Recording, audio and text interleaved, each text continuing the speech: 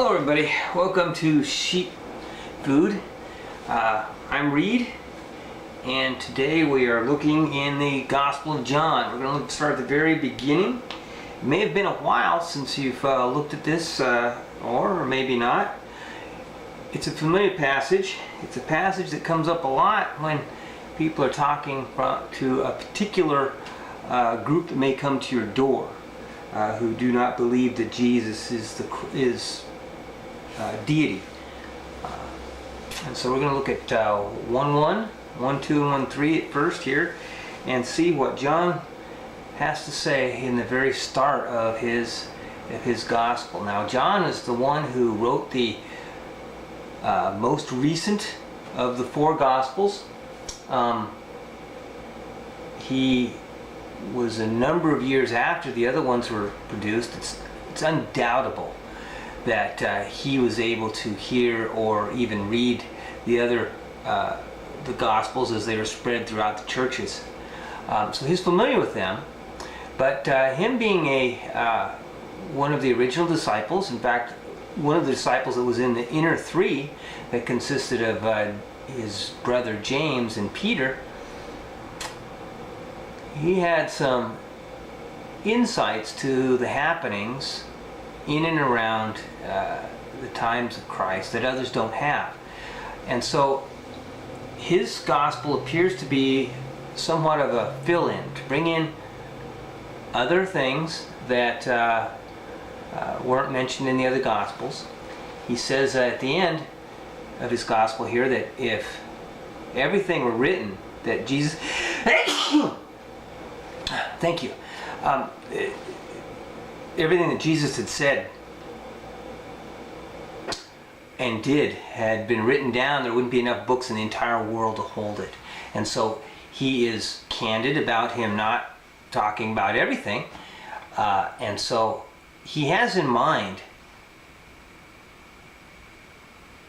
aspects of who Jesus was and what he taught that is framed from the point of view he wants to give. He's giving a narrative, but it's not a full and complete narrative, much like Matthew, Mark, or Luke tend to be broader and have many other issues that are brought in.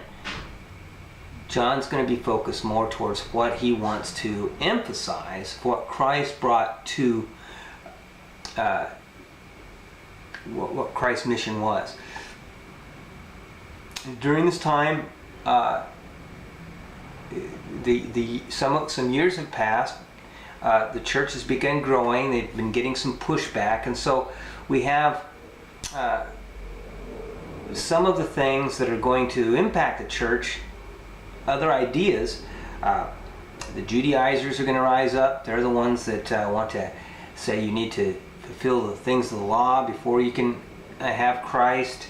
You're going to have the rise of the Gnostics, which is going to be a problem in John's day, and a lot of what his first, second, and third epistles are about is a pushback towards the Gnostics, who had a wrong idea of the nature of Christ. And so some of these elements are in it as well. So there's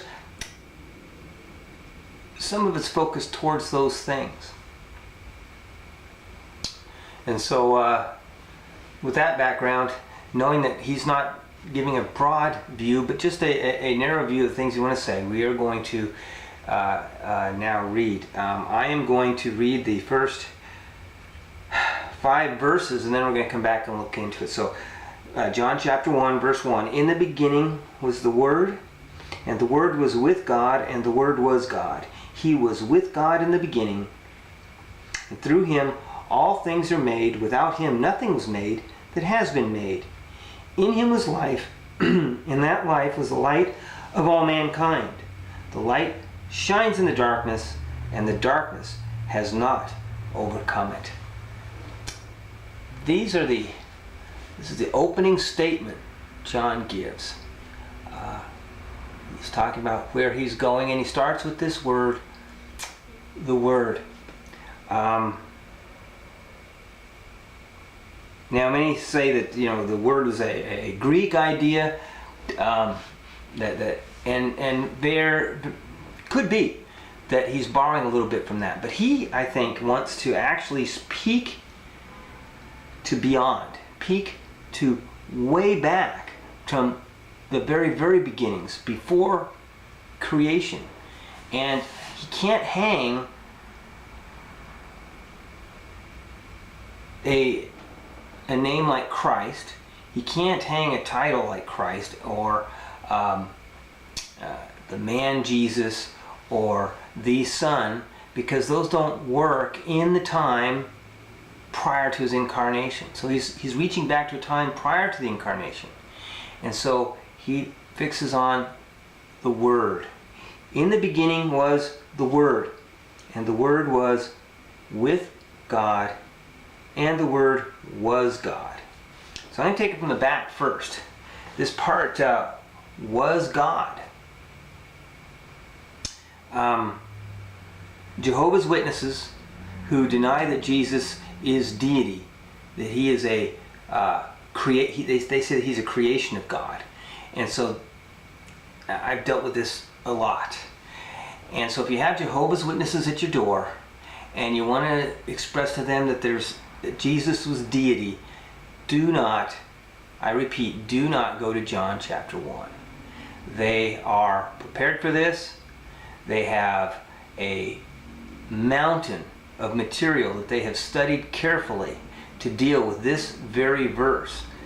The Word was God. They want to say the Word was a God. They're the only ones with this. Their stack of materials trying to refute this is spurious. But they are ready to go to war on that hill. And they are willing to die on that hill. They cannot be moved from that hill. They have memorized huge passages of obscure manuscript stuff. It's been a very closely looked at verse. The modern translations today have rendered it correctly, and that is, and the Word was God. John is not mincing here. He's saying Word, and he identifies it now in a number of different ways. And I'm going to move away from the Jehovah's Witness thing, and I lay that to rest. There's other places to go, and I'll point them out when we come to them to deal with that. But if you go here, you can refute all it, but it's going to take 17 hours of work in dealing with them, and it's really not worth it, since you can go to other places that they're not as prepared for and deal with it in a much more effective way.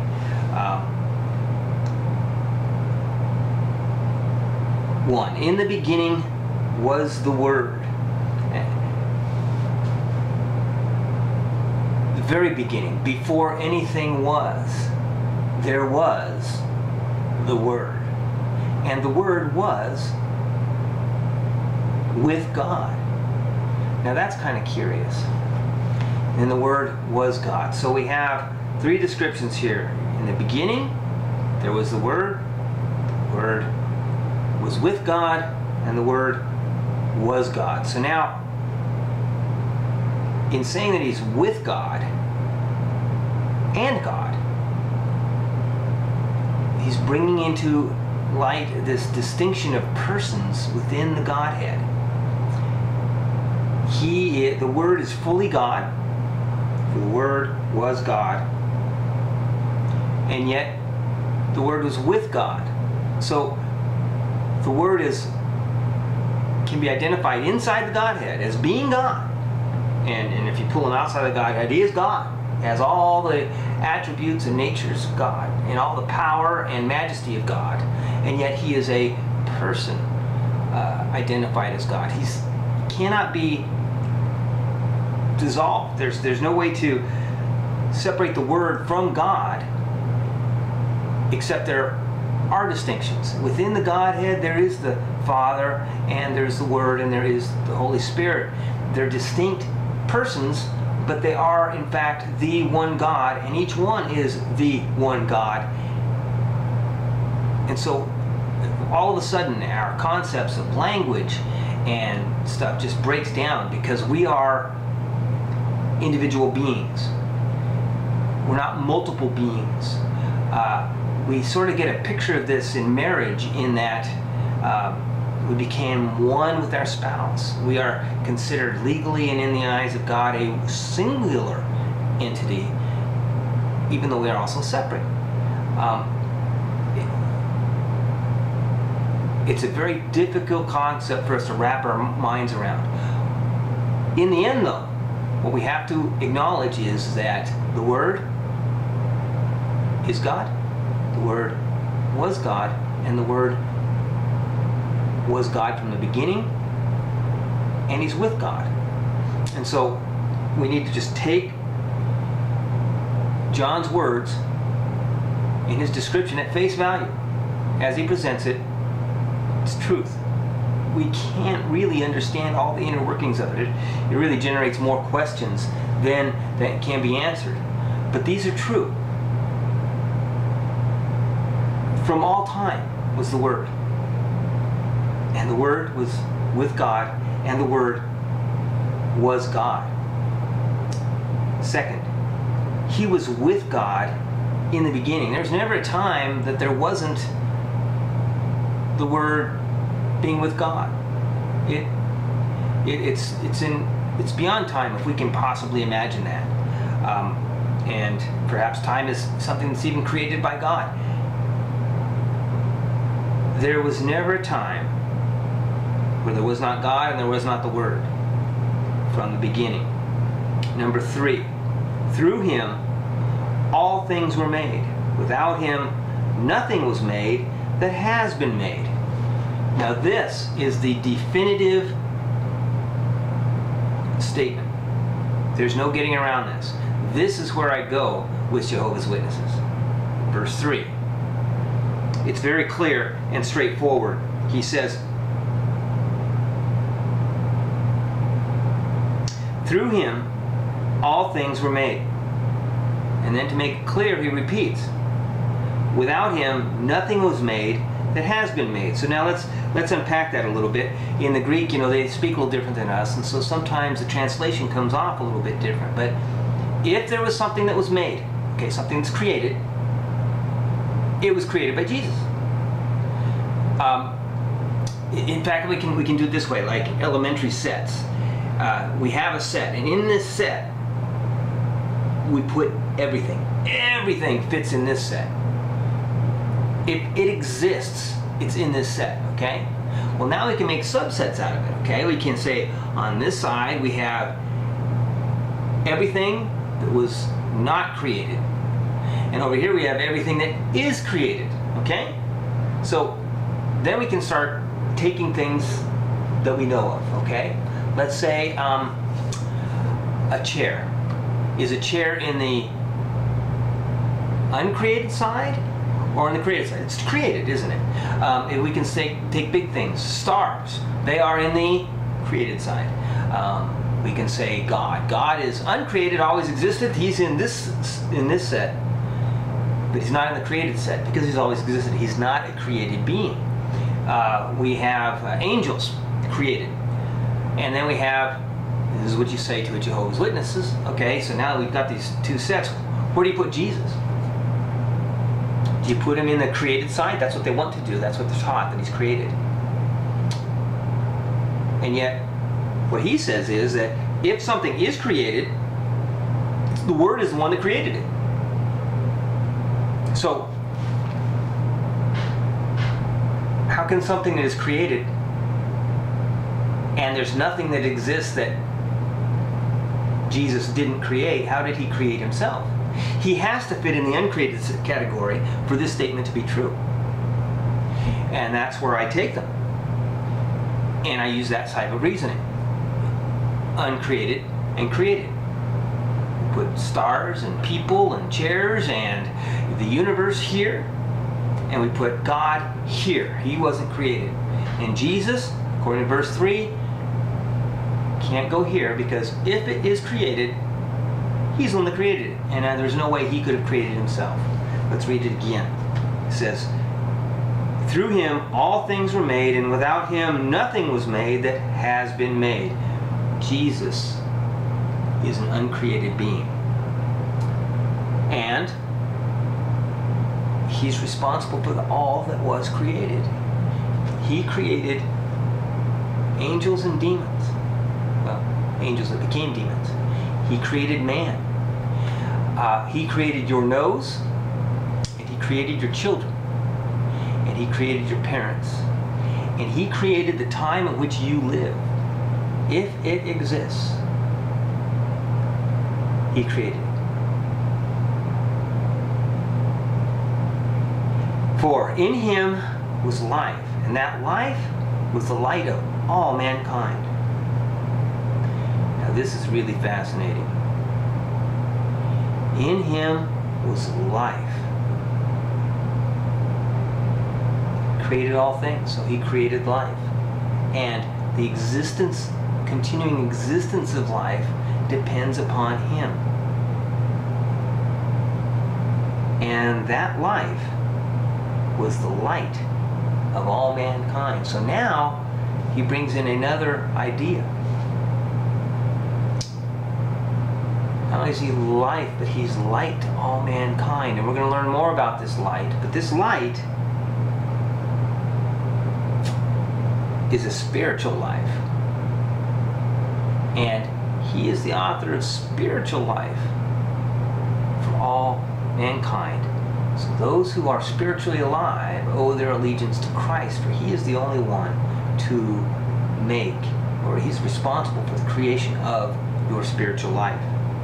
5. The light shines in the darkness, and the darkness has not overcome it. Now this, he's speaking of beginnings, that the Word was there before the beginning.